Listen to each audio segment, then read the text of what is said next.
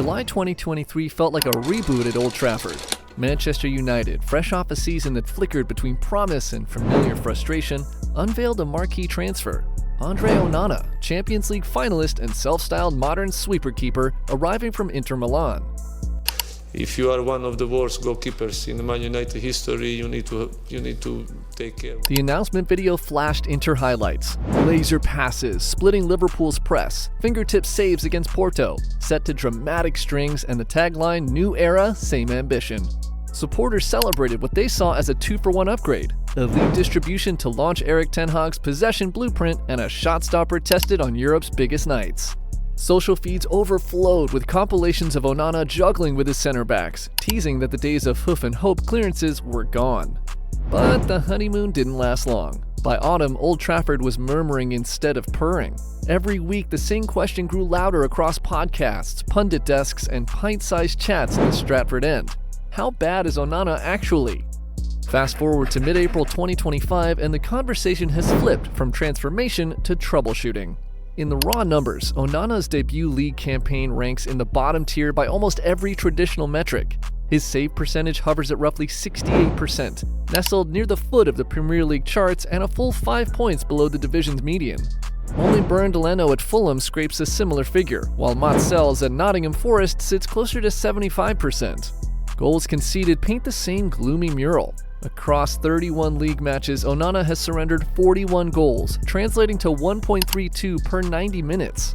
That may not sound catastrophic, until you consider that every other goalkeeper guarding a top-half club keeps the figure nearer 1 goal per game. 9 clean sheets offer faint consolation, because Ederson, Sells, and even mid-table Jordan Pickford have posted double-digit shutouts in fewer fixtures. 3 official errors leading directly to goals add salt to the wound. While most first-choice keepers log none or maybe one such blot over an entire campaign, Onana already owns the league's unwanted high watermark. Each stat on its own might prompt a shrug and an appeal to context. Stacked together, they create the uneasy dossier fueling daily debate shows from Salford to Sydney. Statistics only tell half the tale. Moments imprint themselves deeper. The first of those came long before kickoff in Lyon. Onana, brimming with pre-match bravado, told reporters that United were way better than their Europa League hosts.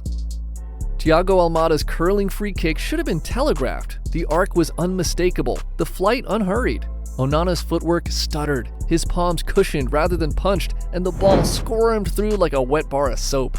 United still led in stoppage time when Georges Mikataudze unloaded a speculative drive. Onana spilled the shot into the corridor of chaos, where Ryan Cherki converted. A potentially season-defining away victory dissolved into a 2-2 rasp that kept Lyon alive in the tie and left United's traveling fans slumped over advertising hoardings. Another blot arrived on Boxing Day against Wolves. Matheus Cunha whipped an in-swinging corner under the crossbar, and Onana, pinned by cutting blocks yet still favored to claim, mistimed his leap as the ball drifted over his fingertips and straight into the net. For purists, conceding direct from a corner is a cardinal sin. For United diehards still acclimatizing to a new style, it felt like deja vu nausea. Coaches and analysts have been dissecting every frame in search of root causes. One school argues adaptation shock. In Serie A, Onana faced fewer shots, and most arrived from outside the box, funneled by Simone Inzaghi's low-block architecture. In the Premier League, transitions break faster, bodies crash corners with heavier force, and crosses arrive from every angle.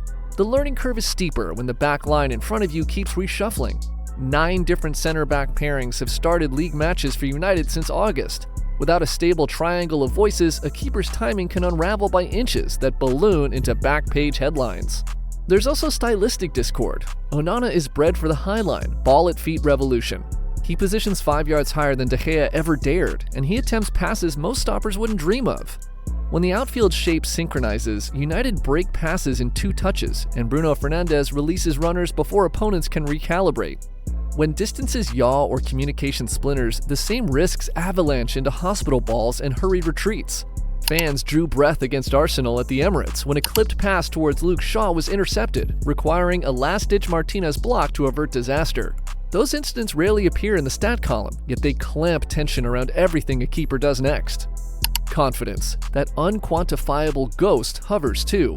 A mishandled August cross might have passed as early season rust, but by December, the commentary track had grown unforgiving. Each wobble fed the next. Each groan from the Stretford end echoed louder in Onana's head.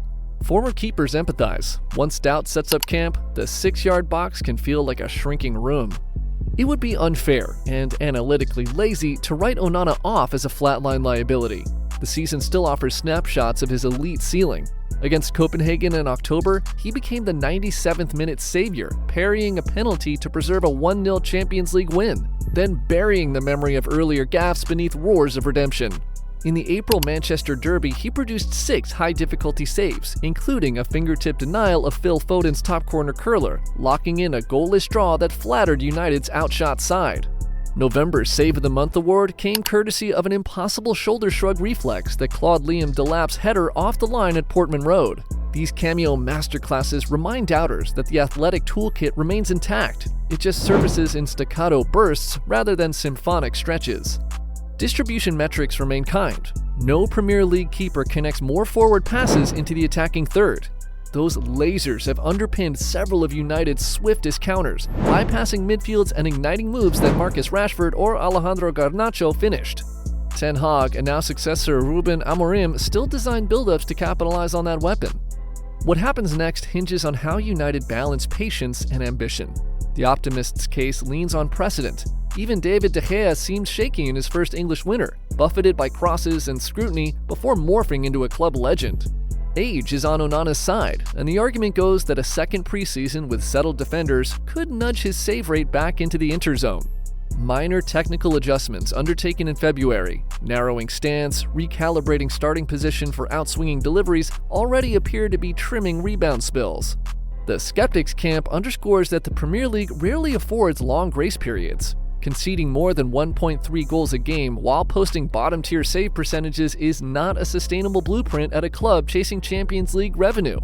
If results wobble at the start of next season, boardroom patience may buckle, and rumors of alternative targets, from Diego Costa to Dean Henderson's recall, could grow teeth. Former pros like Gary Neville describe benching a first-choice keeper as an earthquake. Yet United flirted with that earthquake when Altay Bayındır earned a surprise league start after a Europa League capitulation. Inside Carrington, staff know a second string of high-profile errors could force a permanent shift. There's also the intangible of dressing room authority. Nemanja Matic's critique might sting, but it echoes murmurs inside the squad about pre-match bravado backfiring. Trust between keeper and defenders is oxygen. Once star center-backs feel safer booting clear than playing short, the design unravels. For Onana to swing the narrative, 3 pillars must align. First, stability. United need a consistent back-four partnership to refine zonal triggers around their goalkeeper's range. Second, psychology. A summer without international duty could offer mental reset, with goalkeeper coach Craig Mawson drilling repetition until muscle memory drowns out crowd noise. Third, tactical clarity. Amorim must decide whether to double down on possession from the back or install situational pragmatism that shields Onana from excessive shot volume. If those pillars stand, the Cameroonian's distribution advantage might outweigh shot-stopping shortcomings just enough to tilt margins. So how bad is Onana actually? Bad enough that his debut Premier League ledger lists the league's lowest save rate among regulars, a goal-against column no United keeper has worn in a decade, and a highlight reel of mistakes that feed rival chants every weekend. Yet not so irrevocably bad that the story must end in exile. Buried beneath the miscues are the same springs that carried Inter to Istanbul, the same feet that thread vertical passes Pep Guardiola would applaud. This season's tape is ugly, but football histories love a comeback arc.